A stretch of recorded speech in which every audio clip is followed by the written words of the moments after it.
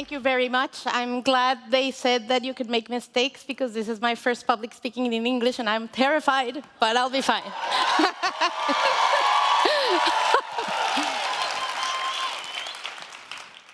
¿Quién eres tú para venir a decirme a mí qué tengo que hacer en tu tierra?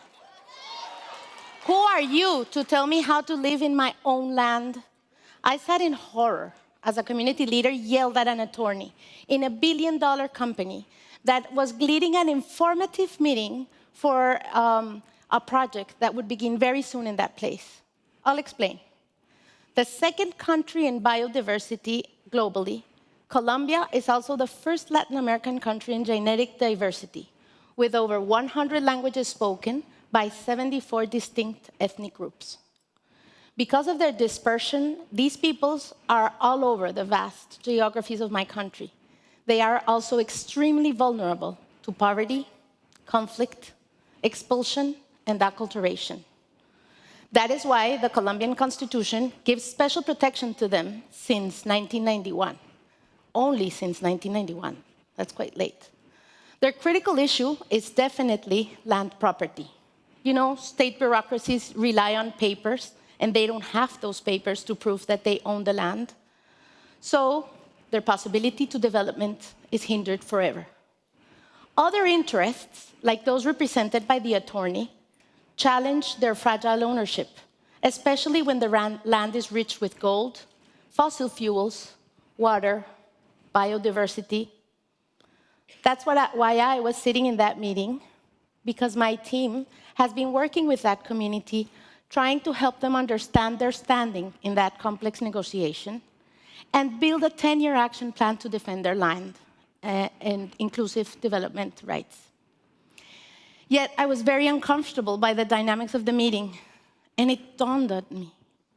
This man was so right. They have been on that land for over 300 years. Who were those people that suddenly came to inform them? They weren't even asking them. Could it happen a different way? Could these action plans be an instrument for inclusion? Sometimes we tend to forget that enslaved Black communities reached America over 500 years ago.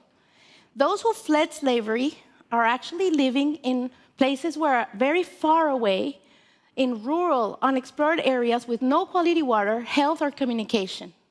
Yet, they flourish.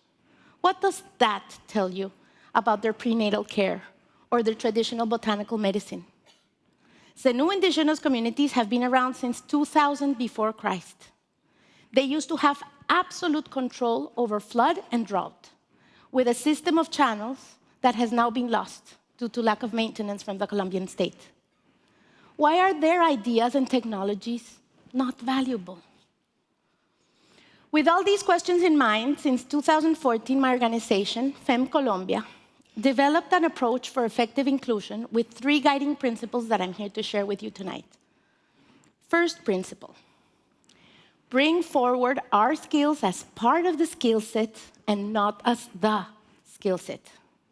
Sometimes we make the mistake of introducing ourselves as saviors or heroes, not as just simple human beings with a call to contribute, which is what we are, right?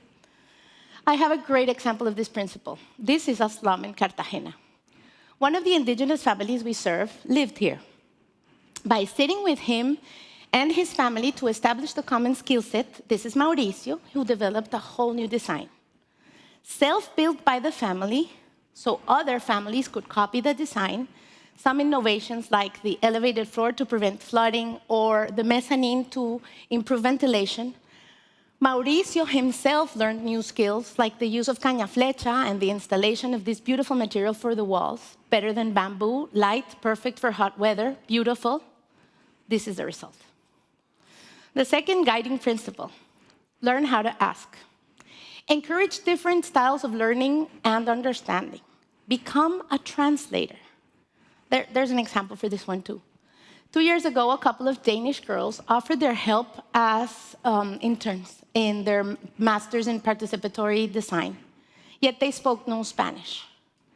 But when they arrived, we noticed that their quiet, industrious manner fit very well with the similarly quiet, industrious manner of indigenous women. Work began, and very quickly, the relationship was wonderful.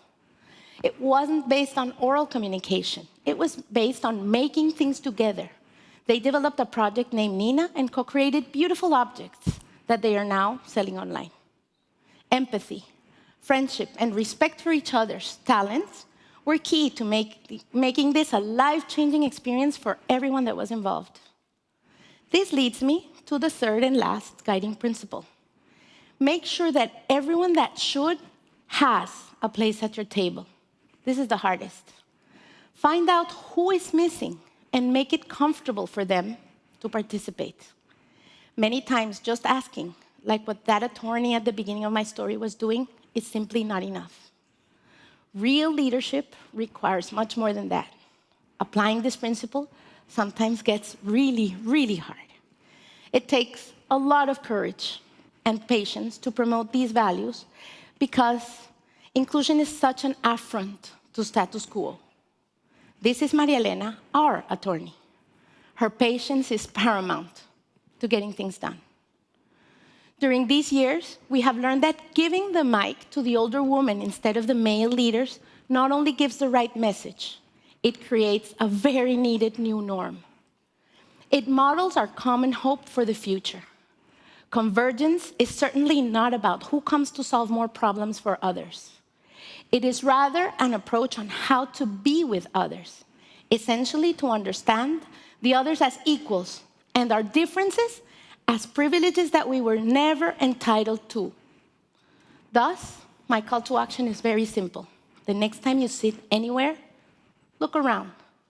Make sure you are the person who invites whoever is missing. That is how we build power together.